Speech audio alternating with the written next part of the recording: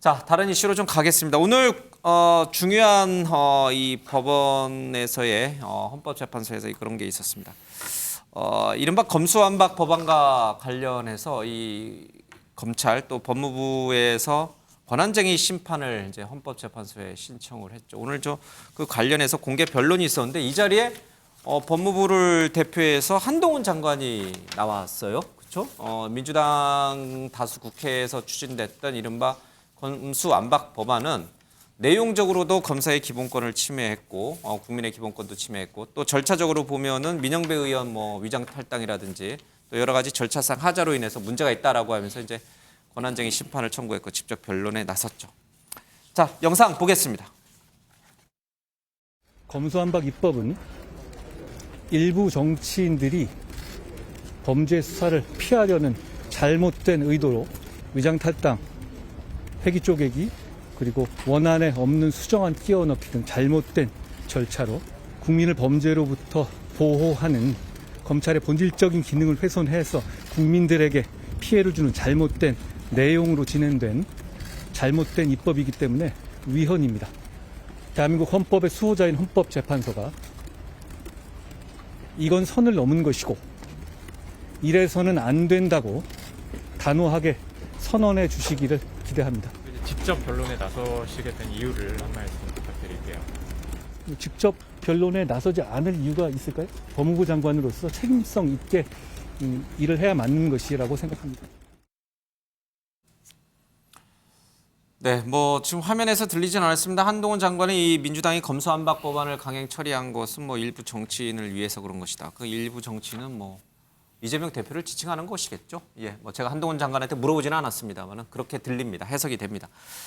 근데 오늘 화환이 엄청나게 왔어요. 그리고 이 공개 변론 방청 경쟁률이 37대 1 대단했습니다. 장 소장님, 이 정도로까지 이게 검수완박 법안 사실 내용도 복잡하고 저건 또 이제 헌법재판이잖아요. 그렇죠? 권한쟁의 심판이니까 내용도 어려워서 일반인들은 관심이 없을 것 같은데 네. 대단한 열기였어요. 이유가 뭐예요? 근데 이제 일반 방청객을 위해서 개방된 자리가 10석밖에 안 됐어요. 아, 10석이면 네. 30몇 대 1이라 하더라고요. 그렇죠. 그럼 워낙 이제 공개된 자석수가 적기 때문에 예. 저 경쟁률만 보고 관심이 집중됐다 이렇게 보기는 어려운 것 같은데 이 부분만큼은 저는 민주당이 상당히 잘못된 행동을 했다라고 볼 수밖에 없습니다.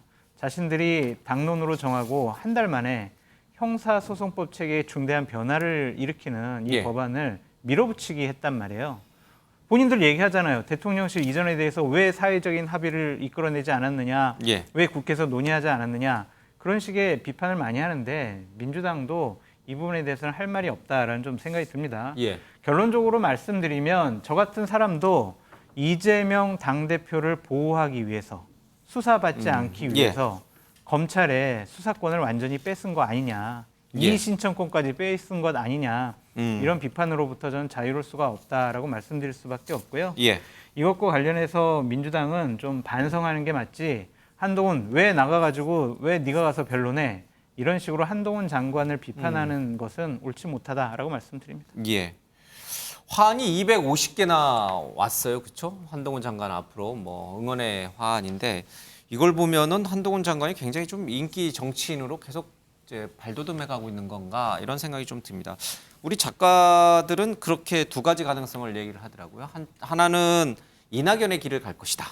이제 꼿꼿한 총리로 이제 야당의 질의에 야당의 공격에 꼿꼿이 맞섰던 이낙연. 그래서 대선 후보까지 갔던 이낙연의 길을 갈 것이다. 이렇게 보는 시각이 하나 있고 하나는 또 꼿꼿했지만 결국은 좀 이렇게 뭔가 좀 안 좋은 결과로 갔던 추미애 전 장관의 길을 갈 것이다. 이런 얘기를 하고 있습니다. 박 의원님은 한동훈 장관이 이낙연의 길을 갈 것 같습니까? 추미애 길을 갈 것 같습니까? 글쎄요, 한동훈의 길을 가겠죠. 그건 뭔 길입니까? 제3의 길입니까? 이낙연이든 추미애든 대통령 안 됐잖아요. 지금 한동훈 장관이 대통령이 된다 여론조사에서 대통령 후보 그 순위에 오르는데 글쎄요, 저는 지금 특히 정권 초에 이게 법무부 장관이 이렇게 여당 대권 후보로 여론조사 선두권에 나오는 게 과연 본인에게 좋을까 싶습니다.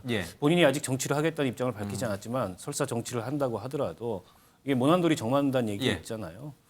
그런 점들이 저는 예상이 되고 이번 권한쟁의 심판 같은 경우에 어쨌든 권한쟁의 심판을 청구한 주체가 법무부입니다. 예. 그러니까 법무부 장관이 나서서 그 직접 변론을 하는 거 이상하지는 않죠. 예.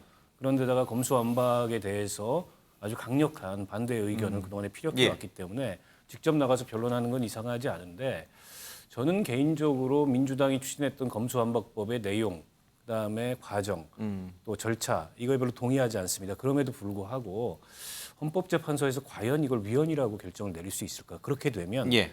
어쨌든 법률안을 형성할 수 있는 의회의 권리, 예.